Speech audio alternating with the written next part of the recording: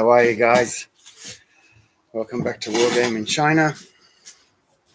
And today, you're just going to have as my mate Brian from Weird World War II channel would say, a paint and chat. And hopefully some of you will join me. Today, nothing new. I'm still painting the Warlord 28mm PVA. And I always struggle with painting figures. Again, using the Games Effect vomit color, and it's working all right. What I was thinking about chatting about today was some of the subjects that aren't really war game relatable. And one of the subjects I want to discuss, I wanted to get around to it in my video, in one of the videos I did, but it started raining and I had to cut the video out. So if you remember the sunken ships that I made, the sunken ship markers that I made for my Yangtze River campaign, you will remember from those videos how many and how vast was the scuttling of the Chinese merchant fleets. And I talked in that video about how the Japanese were able to salvage and refloat a lot of shipping, a lot of the Chinese ships, and how successful the Chinese were at shipping armaments and ships. But what I didn't get to tell you was that if we look at the video I did, Raid on Matan, which took place in 1940, you would have heard me say in that video, this is literally the Japanese rear. Now, why would I say literally the Japanese rear instead of it is the Japanese rear? Because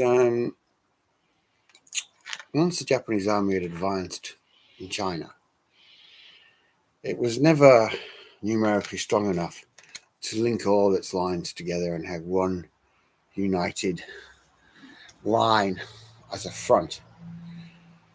It was like a sieve.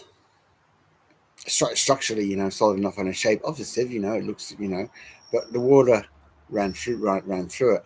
And this is how the Chinese were constantly able to reinforce their rear armies or move armies around China, because even though the Japanese had total air support, air superiority, across the ground it was a different story. There were towns and cities in China that looked behind the rear. If you looked at the maps, well, they were behind the Japanese rear. The Japanese never set foot in them. You've got to remember that the roads are bad in China, and that bads are non-existent. The rivers are the main lines of communication and trade, and massive parts of the rear were in production for the Chinese war effort and in direct involvement with the Chinese war effort. Now, getting back to those sunken ships. Now, not only were the Chinese very good at refloating their own salvaging, but what those ships represented. And when the Chinese scuttled those ships, they had no idea what it meant. But what it meant was that all along the Japanese rear was an asset that the Japanese didn't realize was there, but the Chinese quickly did.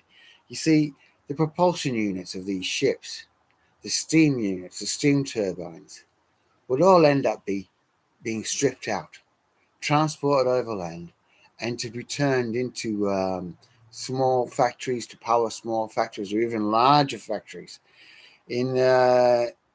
and continue with the production of military goods needed for the war effort. and things made behind the rear, behind what you would call the rear, radio transmitters and receivers, rifles, machine guns, ammunition for both, everything you needed for the war effort was being produced behind the Japanese lines. And the source of the power was the sunken ships that had been scuttled, their engines.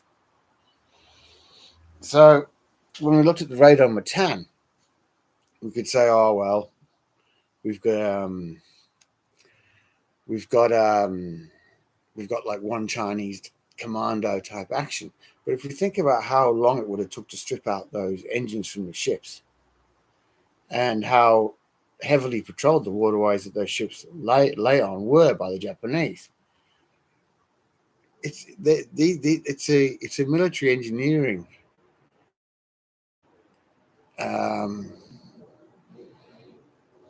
it's a fantastic military engineering achievement, isn't it, to strip ships' engines out of sunken ships or scuttled ships that are in rivers constantly patrolled by the Japanese, and then take them over land, where again the Japanese have total superiority in the air, and if they find you or see you, you will be attacked. And yet it was done. And in fact, the Chinese were so good at being able to produce power plants, um, generators, use of the. Look, I'm not the world's best communicator, but let's just go straight to Zhejiang, the province of Zhejiang. It's under Liu Wenhui, of the who's allied with Liu Xiang of the Sichuan clique. Now, in Zhejiang, even though to all intents and purposes it's again the Japanese rear, Liu Wenhui, by the end of 1944, has actually built a hydroelectric plant, a hydroelectric dam. So there was phenomenal things going on in the Chinese rear that were going on towards in the Japanese rear that were going towards the Chinese war effort. It wasn't just the guerrilla warfare. It was kind of like what you could look at as guerrilla manufacturing.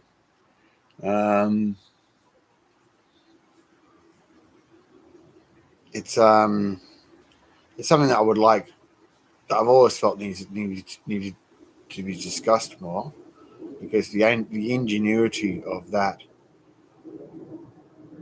is it's I think that's amazing. I think that's an amazing feat of arms to do that, and it very rarely gets a mention. Now, again today, I was hoping some people would join me. I didn't give you as much notice, so but I never know how I'm going to feel, or what, if I'm going to be up up for a chat. So I'm just going to carry on painting, and perhaps somebody will join me. And if not, I'll just keep painting for a while and then sign off. Oh yeah. Now, the last time I did this, I rewatched it and I saw questions from people that they didn't seem to come up on my laptop at the time, on my screen at the time. And one of the questions was from Corinus Borinus. And it was about arms embargoes. And it was an interesting question when I found it, because there are so many different interpretations of arms embargoes on China. Now, if we look at the establishment of the League of Nations and its actions in war. Now, first off, there is a school of thought among published authors that Chiang did not declare war on China or go to war or declare war on Japan or want to go to war with Japan because he feared that the League of Nations would impose arms embargoes on, and the only ones that would suffer from that would be the Chinese. And if you think about it, if you look at what was to happen in the Spanish Civil War, where the League of Nations applied arms embargoes, um, it, you know, the one side suffered greatly from it, and the other side didn't suffer at all. You know, I always get the Republicans and Nationalists convinced up. The ones that the Axis powers backed, that Germany backed, and Italy backed, didn't suffer at all because of the arms embargo. And the other side, well, they were driven into the arms of Russia, and the war changed dramatically because of that. And if we look at Ethiopia, again, we can see the imposition of arms embargoes. So the Chinese historians, or the historians, so there aren't many, but there are historians who point to that. They're not incorrect that might have been part of Chiang's thinking. But if we look at the reality of the situation, the reality of the situation is that China is invaded by Japan in 1931. We have to look at the arms embargoes that were in place in the 20s. Now we've got to remember that many of the warlords had their own diplomatic missions. And it was only at the end of 1928 that all of the warlords, every single one of them, had withdrawn their international missions, their diplomatic missions. Only China and China's NRA could be the official diplomatic face of China. If we look at Yunnan, say for example, in 1924, she has to close, she closes her military academies or kicks out the French advisors from her military academies, gets rid of them. But and by 1928, she's closed all her diplomatic embassies. So, see, many governments had the opinion that it was an individual nation's decision whether to sell arms to somebody or not. So arms embargoes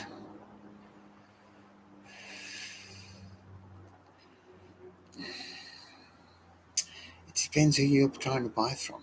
The French were heavily it depends on who was in charge at whatever time we're trying to buy from. I mean, it's politics.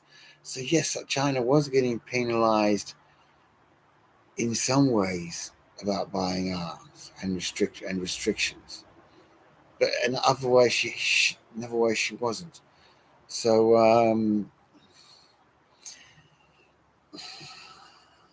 I mean, and there are countries that have arms embargoes on China, and those embargoes are heavily enforced. But China's never ever bought any military equipment from them. And an example of that would be Mexico. But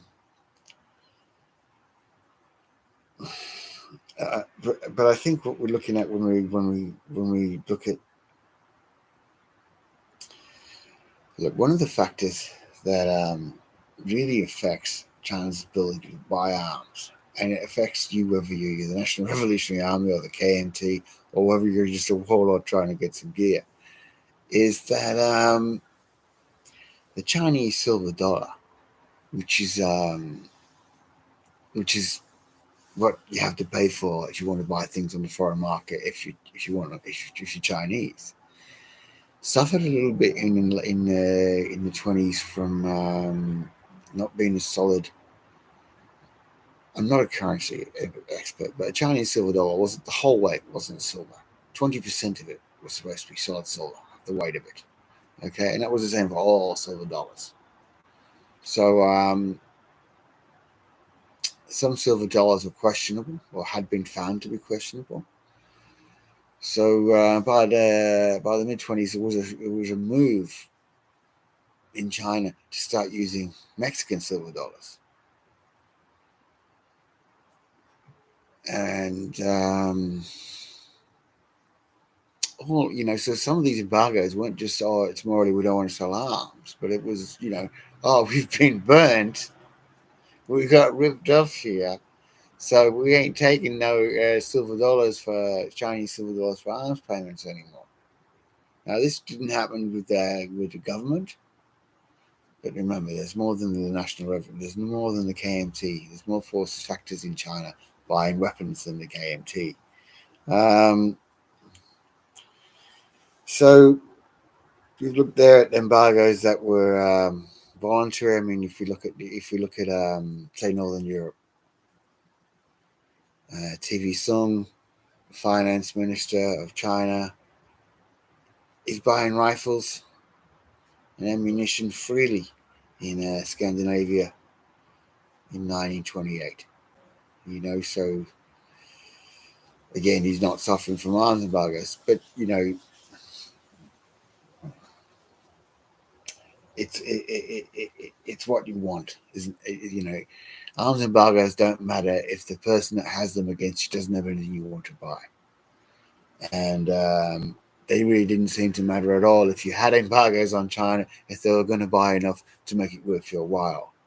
The French were up and down about embargoes and license exports quite a lot. The Italians would always seem to just sell it. The Germans the same.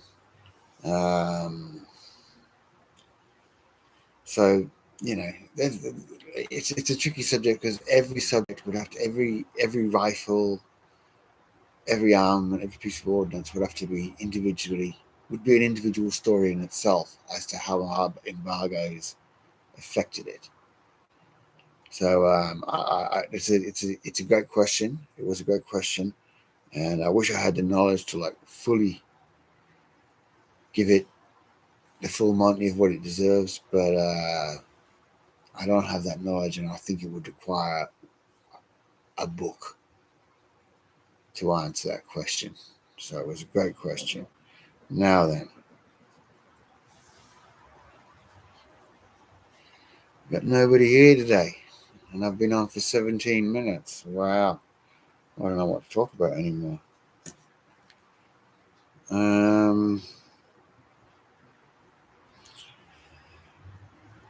What have you guys been painting? I mean,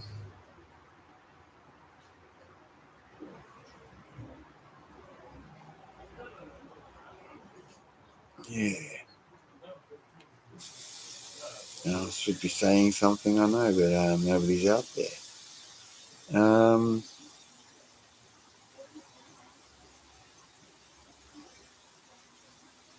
Yeah, it's funny, isn't it, that I don't mind painting figures, but painting them for an era you're not into, it's just work.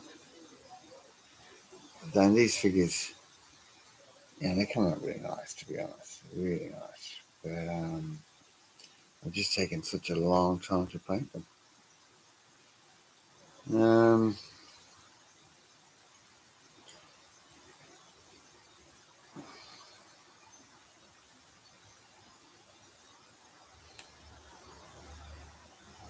Right.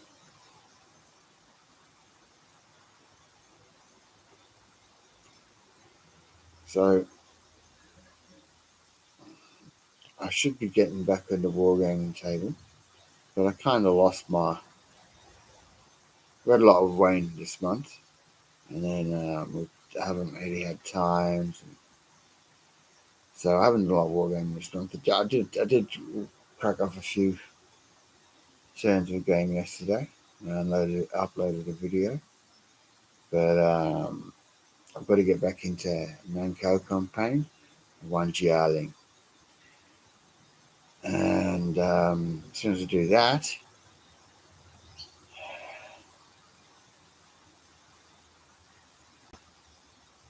I do have a idea for my next campaign, but it's a lot of building work yet. Well, that's 20 minutes and nobody's joined us. Which I don't blame anybody because I gave you like 45 minutes notice. So that's my fault. None of you are with me. But oh yes, Brian, you asked me in the last chat about a Chinese superhero. And I'll be honest, mate, I was just so stumped. Just so stumped. What would a Chinese superhero be? See, Brian, he's got this channel, World War II War Games, and he does China, and he gets all his history correct, and then his OBs, his commanders, sets the table as accurate as he can, and that's hard enough to do in China. And then he introduces monsters or superheroes and makes it all weird, and it does a good job of it. I've yet to be tempted, but then again, like at least these 28mm figures. So it must have had some effect on me because the channel is mainly 28mm, and you guys should go check it out. World War II. Okay, and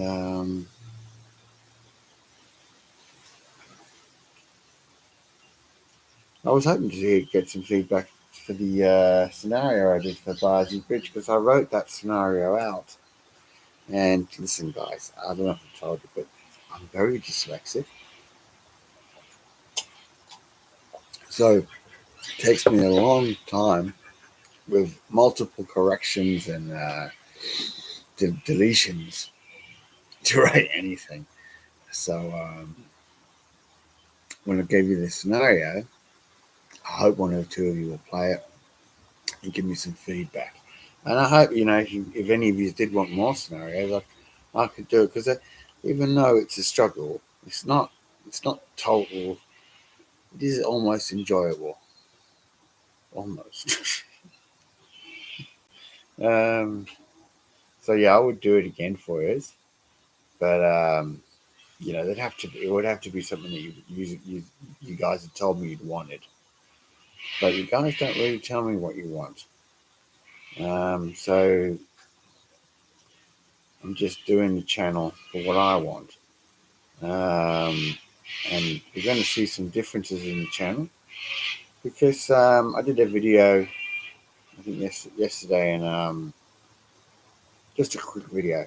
And I'm going to do more quick videos, not because I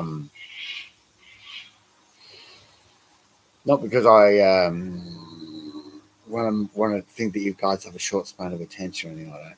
Just to make it quick and easy for me, I don't have to focus too much on making the videos because I would rather focus on playing the games and building my armies. So we'll probably get those videos might be getting a little bit shorter sometimes, but they're always going to be subjects I'm going to have to waffle on for a long time about. We've got plenty of them coming up too. I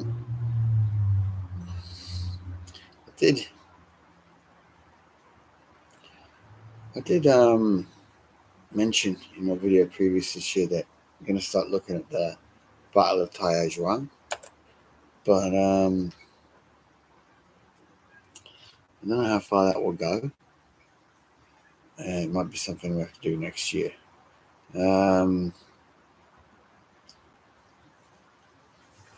still am thinking about how to build the Great Wall of China. Just can't figure it out, or just don't know how to do that in 20 mil.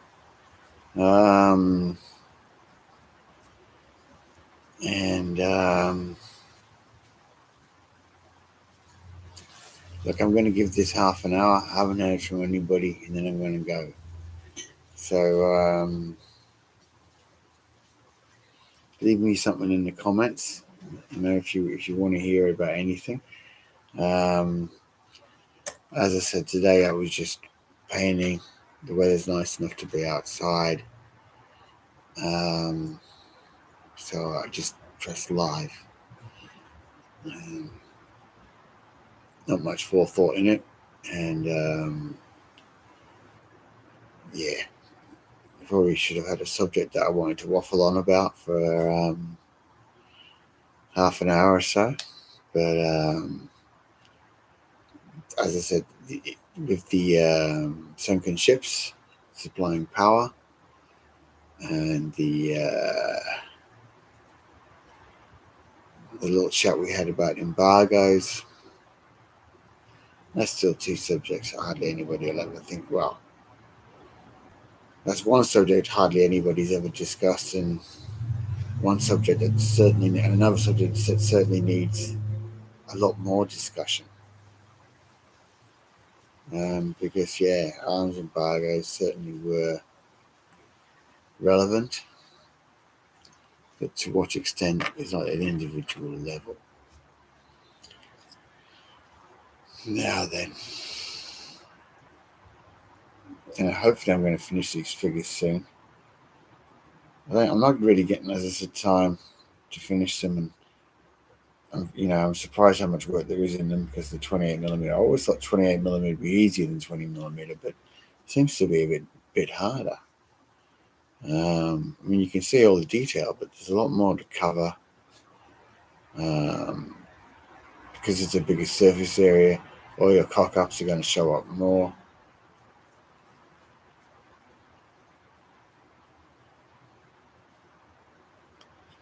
All right. I'm going to say goodbye because I just can't listen to the sound of my own voice for much longer. All right, guys. See ya. Bye.